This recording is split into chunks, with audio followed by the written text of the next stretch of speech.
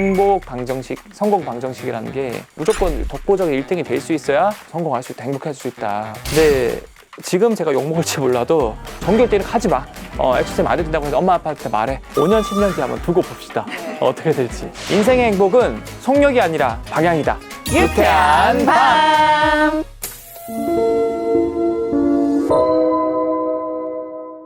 네, 반갑습니다. 저는 아이들한테는 엑소쌤으로 잘 알려져 있고 또 대중분들한테는 이제 과학 커뮤니케이터 엑소로 알려져 있는 과학을 쉽고 재밌게 알려주는 사람이다 라고 생각하시면 될 것 같아요. 반갑습니다. 네, 반갑습니다. 네.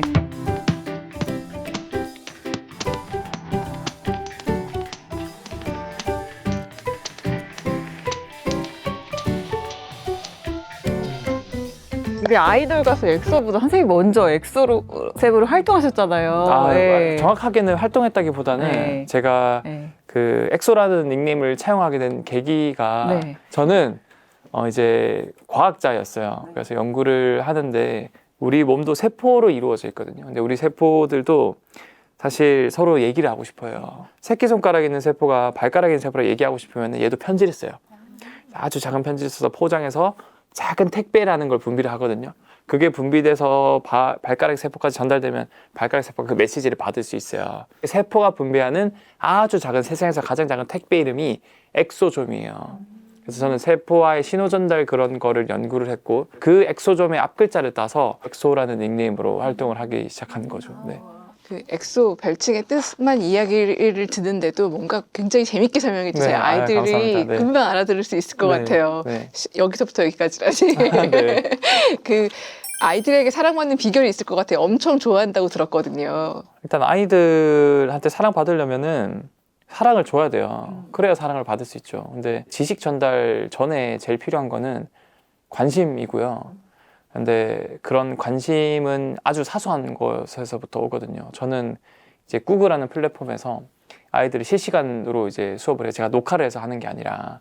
그러면 처음에 출석을 무조건 좀 불러요. 이 아이들 한 명 한 명 이름 보면서 얼굴 보면서 오늘 민수는 포켓몬 입었네. 야, 쌤도 그 피카츄 좋아하는데. 그러면 아이가 처음 보는 사람인데 어떻게 나에 대해 이렇게 알지?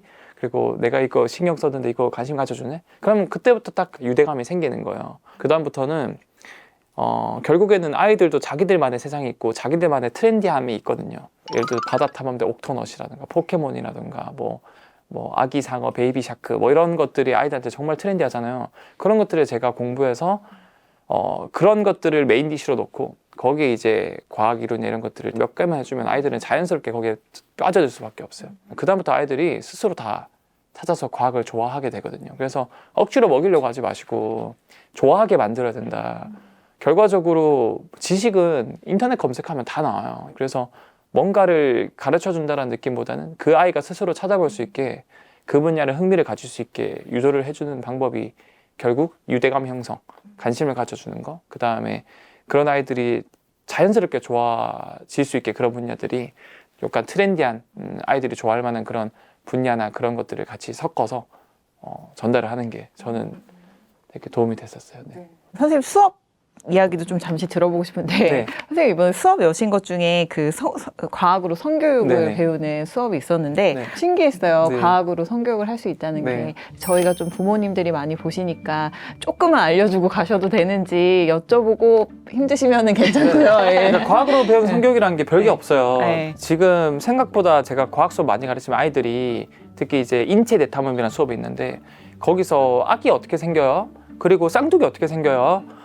그런 것들에 대해서 모르더라고요. 지금 초등학교 성교육 다 하는데 대부분 하는 방식이 너 몸은 소중하다.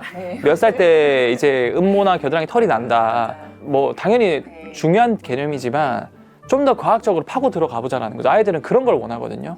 우리도 레고를 만들 때 레고 뜯어보면 완성 안 돼 있잖아요. 그 레고 만들기 위해서는 레고 안에 있는 뭘 보고 만들죠? 그 설명서죠. 그 설명서가 정자랑 난자가 반쪽씩 가지고 있는 거야. 그걸 염색체 DNA라고 하는 거고 결국 엄마랑 아빠가 정자 난자를 통해서 만나야 설명서가 완성이 될까요? 안 만나면 완성이 될까요? 만나야죠. 맞아요. 그래서 정자든 난자든 반쪽만 있으면 절대 아이가 태어날 수 없다. 만나야 완성된 설명서가 생기고 그 설명서 DNA를 보고 세포라는 걸 뚝딱뚝딱 만든다. 근데 이런 세포들이 반씩 분열하면서 결국 하나가 두 개, 두 개가 네 개. 수십 쪽의 세포로 불어나면서 결과적으로 이제 너희 같은 소중한 아이가 태어난다. 쌍둥이는 어떻게 만들어질까? 그럼 아이들이 나름 추론을 해요. 하는 아이는 개념적으로 어떻게 만들어질지 알고 그 후에 이게 만들어지는 과정을 통해서 얼마나 많은 에너지가 쓰이고 10개월 동안 얼마나 많은 엄마가 밥을 먹어서 영양분을 주고 반대로 아기에 있는 똥은 엄마가 다시 받거든요. 그러니까 너희가 태어난 게 엄마가 얼마나 고생한 거고 너희가 얼마큼 힘들게 만들어졌는지 그 후에 이제 소중하다, 아껴줘야 된다, 이런 이렇게 2차 성징 어떻게 바뀌어야 된다, 이런 것들에 대해서 알려주면은 아이들이 이제 좀 더 자기 몸에 대해 소중하게 생각하고 과학적으로 접근하다 보니까 원리나 그런 것들에 대해서 더 오래 기억을 할 수 있는 거죠. 잠깐 들었는데도 선생님 진짜 눈이 확 뜨네요. 아이들 대상으로 네. 지금 수업하시는 내용인 거죠. 네네네, 맞아요. 와, 아이들의 영원한 질문이거든요. 아기는 어떻게 만들어져요? 쌍둥이는 네. 어떻게 만들어져요? 근데 그렇게 들었던 어떤 해설보다도 제일 재밌게 네. 들었던 것 같아요. 네. 진짜로. 본 강연 들어보면 더 재밌을 거예요. 왜냐하면 엄마의 어떻게 보면 자궁 질의 엄청난 험난한 환경이거든요. 거기 이제 정자가 탐험을 떠나는 겁니다. 그래서 몇 억 마리의 정자 중에서 오직 한 마리만 들어간 거예요. 그걸 말하면서 아이들한테 얘기해줘요. 너희들은 이미 3억 마리 중에서 1등이야. 그러니까 1등이 잘 안 해도 된다고. 전교 1등을 하지 마. 엑소쌤 안 해도 된다고 해서 엄마 아빠한테 말해. 그 대신 너희가 좋아하고 잘하는 것들을 많이 찾아야 돼, 경험을 통해서. 그러면은 제너럴리스트로서 1등이 될 수 있다. 이런 것들도 약간 그 철학적이라고 해야 되나? 그 메시지도 넣어서 이렇게 해주면 아이들이 더 좋아하죠. 당연히 과학을 어렸을 때 좋아하셨을 것 같아요. 맞나요? 네, 맞아요. 근데 저는 좀 약간 특별한 케이스인 게 뭔가 학교에서 교과서에서 배워서 좋아진 게 아니라 제가 그 초등학교 3학년 때까지 한글을 못 썼대요. 부모님한테 얘기를 들어보니까 선행학습 이런 걸 안 시켰대요. 학원 보내거나 뭐 공부 이런 거 별로 안 시켰어요. 근데 그거를 이제 부모님이 저를 방치한 건 아니고 그 시간에 엄마 아빠가 손잡고 이런저런 경험을 많이 시켜줬어요. 등산 가자, 뭐 물고기 잡으러 가자, 그다음에 뭐 곤충 잡으러 다니고 막 그렇게 그냥 과학 자체가 사실은 있는 우리 주변에 있는 모든 것들이 과학이거든요. 자연 그대로를 과학 그대로를 제가 느끼니까 어릴 때부터 자연스럽게 그냥 과학이 좋아지게 된 것 같고 그래서 그걸 통해서 저는 과학을 잘할 수 있게 된 것 같아요. 네. 서울대에서 의학 박사 과정까지 하셨는데 네. 여기까지 굉장히 오랫동안 열심히 해야 되는 과정인데 네. 이 과정에 이르기까지 행복하고 즐거우셨는지 궁금해요. 일단은 제가 짚어드리고 싶은 게 제가 이제 서울의대 의학 박사를 했다 이렇게 하면 의사 되는 거 아니냐 이렇게 말씀하시는데 정확하게는 저는 대학교는 가톨릭 대학교 생명공학과를 나와서 이제 거기서 뭐 공부를 뭐 열심히 했죠. 거기서도 그 다음에 대학원을 서울의대 의학 석사 의학 박사를 한 거고 의학 박사도 수료가 있고 졸업이 있거든요. 저는 수료까지 한 상황이었고 근데 제가 어릴 때만 해도 행복 방정식, 성공 방정식이라는 게 그 분야의 1등, 이제 스페셜리스트라 그러죠. 그런 무조건 독보적인 1등이 될 수 있어야 돈도 많이 벌고 인정도 받고 명성도 올라가고 그리고 성공할 수 있다, 행복할 수 있다. 그런 고리타분한 것들이 굉장히 획일화돼 있었어요. 저도 거기에 나고 자라다 보니까 그래서 그냥 과학 분야에서 내가 1등이 돼야 되겠다. 그래서 뭐 이제 학부 대학교 때도 이제 수석으로 조기 졸업했어요.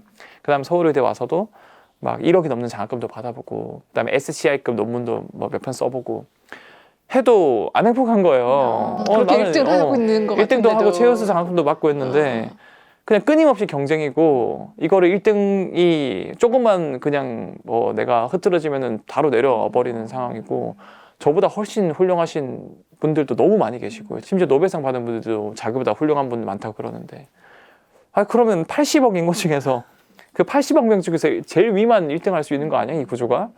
이런 생각을 하면서 이제 극심한 우울증이 왔죠. 30년 동안 그게 맞다고 생각했는데 그게 다 부정당하는 거를 한순간에 경험을 하다 보니까 굉장히 힘들었고 이게 내가 생각했던 행복이 잘못됐구나. 지금 30년 다 허투루 쓴 거구나. 망했다. 거기에 플러스로 사실 뭐 저희 집안의 경제적인 문제도 있었고 그러니까 뭔가 나도 보탬이 되는데 그래서 평생 제가 모은 돈이랑 부모님이 준 돈 이런 것들을 다 모아서 주식에 제가 이렇게 어떻게든 복구하고 싶다가 어린 마음에 다 날려버린 거죠. 경제적으로도 무너지고 집안도 뭐 빚이 해결될 기미도 없어 보이고 그 다음에 저의 자아실현도 무너지고 이게 모든 게 삼박자가 한 번에 극심한 우울증이 왔고 20대 후반쯤에 그러니까 극심한 우울증이 오면은 사람이 어느 정도가 되냐면 낮과 밤이 구분이 안 돼요. 현실이 너무 싫으니까 계속 잠을 찾게 되는데 또 잠도 깊게 못 자. 가장 불행할 때가 언제냐면 이제 자면서 깰 때쯤에 반쯤 의식이 돌아왔을 때 지옥 같은 현실에 돌아왔구나.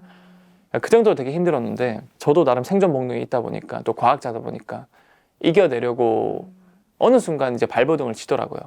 그래서 그런 것들을 이겨내려고 중요한 거 꺾이지 않는 마음이라는 게 있지 않습니까? 그런 마음은 결국 중요한 거 꺾이지 않는 마음을 생기게 하는 꺾이지 않는 몸이거든요. 우리 몸에서 특정 호르몬들에 의해서 기분이나 동기부여가 달라질 수 있고, 그래서 처음에는 저는 이런 기분을 좋게 해주는 그런 방법을 많이 노력을 했어요. 쉽게 할 수 있는 거. 그러니까 햇빛 쬐기. 그러면 기분 동기부여를 일으키는 세로토닌이 많이 합성이 돼요. 그리고 또 우리 장에 있는 세균들이 이런 도파민, 세로토닌 같은 동기부여, 행복감을 일으키는 호르몬을 만들어줄 수 있는 재료를 많이 만들어주거든요. 저 유산균 맨날 퍼먹었고요. 그런 것들을 통해서 좀 처음에는 굉장히 불행했는데 이제 극복할 수 있었던 계기로서 이제 시작을 할 수 있었던 거죠. 일반 대중들한테는 이제 과학 커뮤니케이터로 네. 소개를 하시잖아요. 네. 어떻게 이 길을 좀 걷게 되셨는지 궁금합니다. 결국 내가 좋아하는 게 하나가 아니라는 걸 깨달은 순간이었거든요.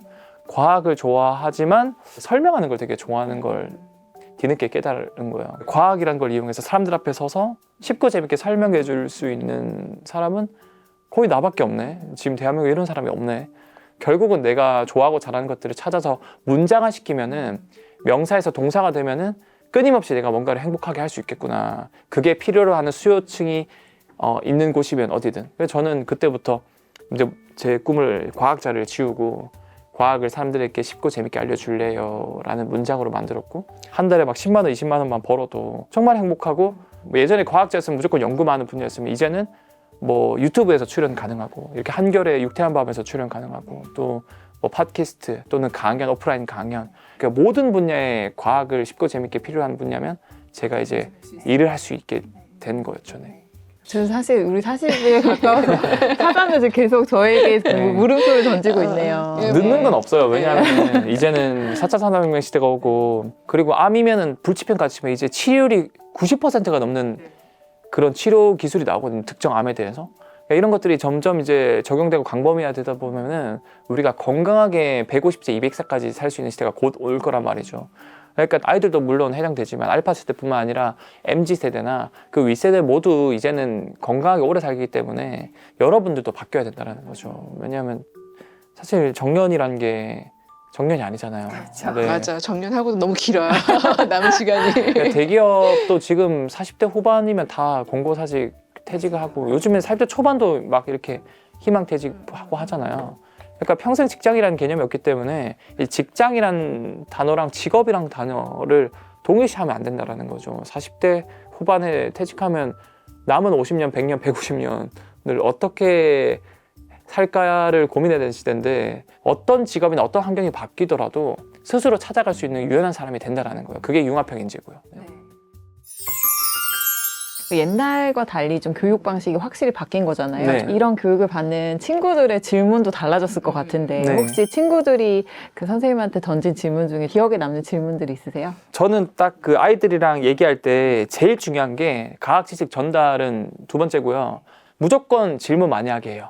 결국 융합형 인재라는 게 뭐냐면 몇 가지 없어요. 방법이 쉬워요. 독서라면 결국 다른 사람의 인생이 축약되어 있는 거기 때문에 그걸 경험을 하는 거예요. 결국 인생은 A랑 B 둘 중에서 얼마나 더 나은 선택을 하는 건데, 아무것도 모르는 상태에서는 선택이 좋은 선택하는 게 힘들지만 독서 많이 하면 조금은 더 좋은 선택을 할 수 있거든요. 그런 것처럼 질문 많이 하는 것도 적극적으로 소통을 하는 거다 보니까 내가 어떤 사람인지 파악할 수 있거든요, 쉽게. 그래서 틀린 대답을 하더라도, 얘가 엉뚱한 대답을 하더라도 박수 유도하고요. 틀린 정답이라도 과학적으로 추론해서, 쌤은 저는 이걸 봤을 때 온도가 이렇게 올라가니까 이렇게 해서 압력이 이렇게 돼서 이렇게 되지 않을까요? 그러니까 나름대로 얘가 정답이 될 수 있을 만한 과학적 추론을 했어. 그러면 저는 정말 박수를 많이 유도하거든요. 요즘에도 대기업 뭐 4차 산업혁명 핵심 기업 하면은 뭐 페이스북, 아마존, 뭐 구글 뭐 이런 것들 면접할 때 뭐 IQ나 성적 이런 보는 게 아니고, 이 방에 탁구공 너 처음에 몇 개 들어갈 것 같아? 이게 정답 아니라도 자기가 나름 추론해야 되거든요. 그러니까 이런 그 태도가 중요하다는 거죠. 그래서 그런 추론을 하는 질문들, 이런 것들이 저는 되게 인상 깊고 박수 유도를 많이 하죠. 네. 이제는 지식은 최근에 챗GPT 알죠? 대화로 궁금한 거 물어보면 이제 다 대답해줘요.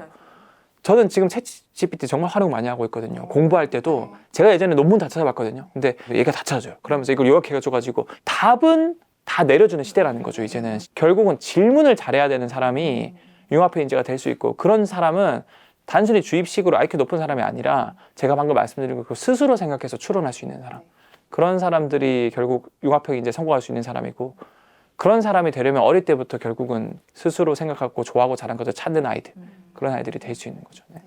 그 자연과학이랑 인문학 넘나드는 융합형 네. 인재가 네. 굉장히 그 중요하다고 하는데 요즘 네. 그 인재를 키울 수 있는 방법.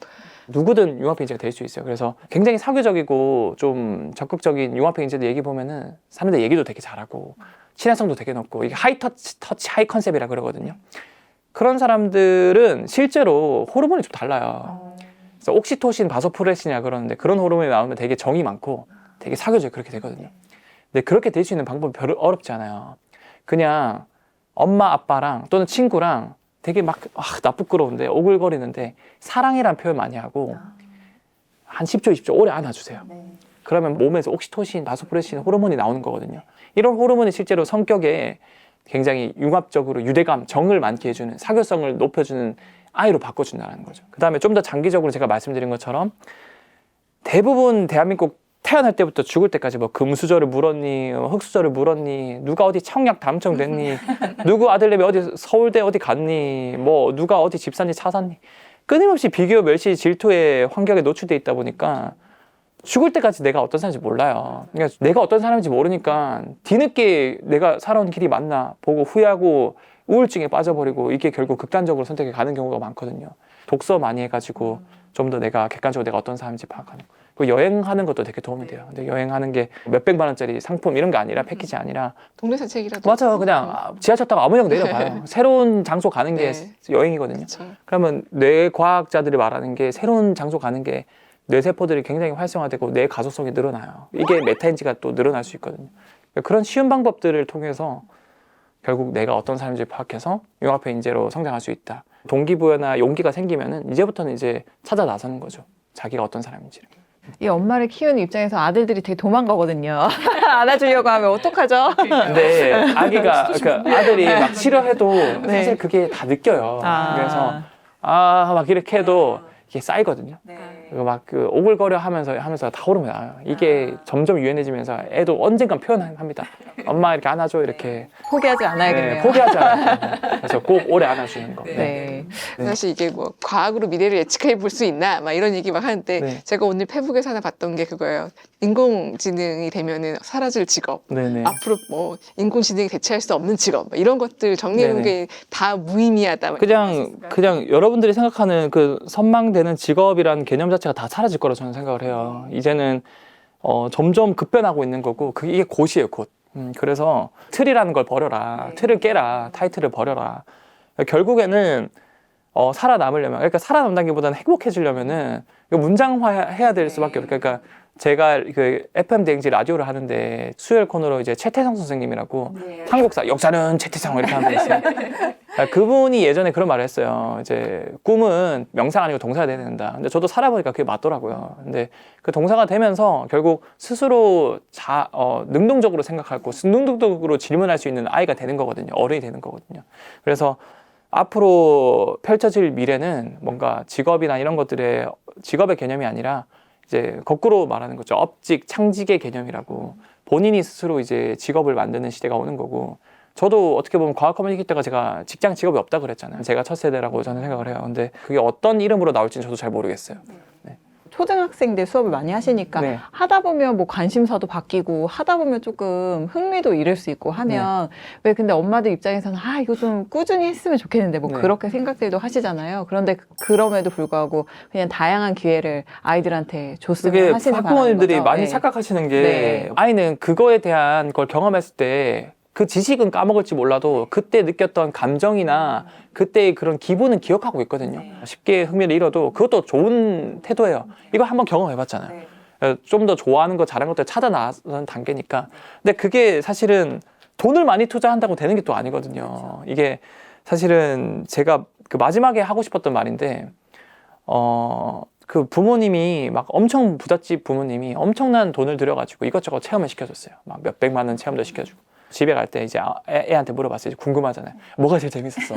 뭐가 제일 흥미가 있었어? 애가 뭐라고 했냐면 오늘 이것저것 한 것 중에서 처음 출발할 때 엄마 아빠가 이제 그 자동 세차 솔 돌아가는 거 그거 너무 신기했어. 그거 말고는 잘 모르겠어. 약간 부모님들이 생각하는 또는 지금의 우리가 교육 전문가라고 소위 말하는 사람들이 생각하는 그런 중요도가 완전 상이하다는 거고, 그러니까 부모님들이 조금 이거 내려놓으시고 결국 아이가 진짜 인생을 바꿀 경험은 뭔지 몰라요. 그러니까 비싼 게 답이 아니고 결국 다양한 경험을 할 수 있는 게 정답인데, 부모님들이 조금은 내려놓고 꼭 내가 이렇게 비싼 과외를 시켜줘야 되나 이럴 걱정을 할 필요가 없다라는 거죠. 그러니까 저처럼 건축가가 꿈이라고 한 저희 딸을 데리고 안도 다다오의 건축물을 보러 일본까지 갈 필요가 없더라고요. 진짜 아이가 정말 좋아하고 잘하잖아요. 네. 그러면 정말 비싼 거를 데려준다기보다는 아이가 스스로 찾고 스스로 경험해서 자기가 쌓는 게 훨씬 가성비가 좋고, 그게 진짜 성공하는 지름길이기 때문에 돈은 그렇게 중요하지 않다. 맞아요. 저희 딸도 양고기가 제일 맛있었대요. 제 느낌에는 네. 선생님 오늘 행복하게 인터뷰하신 것 같은데 그러니까요. 맞나요? 네, 선생님? 전 너무 행복하고 네. 제가 생각하는 가치관이나 결이 음. 비슷한 그 채널의 멋진 분들과 인터뷰를 할 수 있어서 네. 너무 행복했고, 사실 이렇게 얘기해도 다들 욕하는 분들 많아요. 무슨 뭐 말도 안 되는 소리 하지 마라, 수능이 어떻게 무너지냐, 그래도 무조건 의대, 변호사, 판사, 대기업이 짱이다. 근데 지금 제가 욕먹을지 몰라도 5년, 10년 뒤에 한번 두고 봅시다. 어떻게 될지. 저는 그게 너무 눈에 뚜렷하게 보이기 때문에 저는 확신을 가지고, 그리고 제 확신을 믿고 따라와주는 학부모님이나 아이들한테 너무 고마워하고, 그 아이들의 인생을 바꿔주기 위해서 지금도 좋아하고 잘하는 걸 행복하게 즐기면서 최선을 다하고 있다 라고 말씀을 드릴 것 같아요. 네. 저 사실 섭외 메일 보낼 때 굉장히 고민하면서 썼거든요. 저 너무 잘한 것 같아요.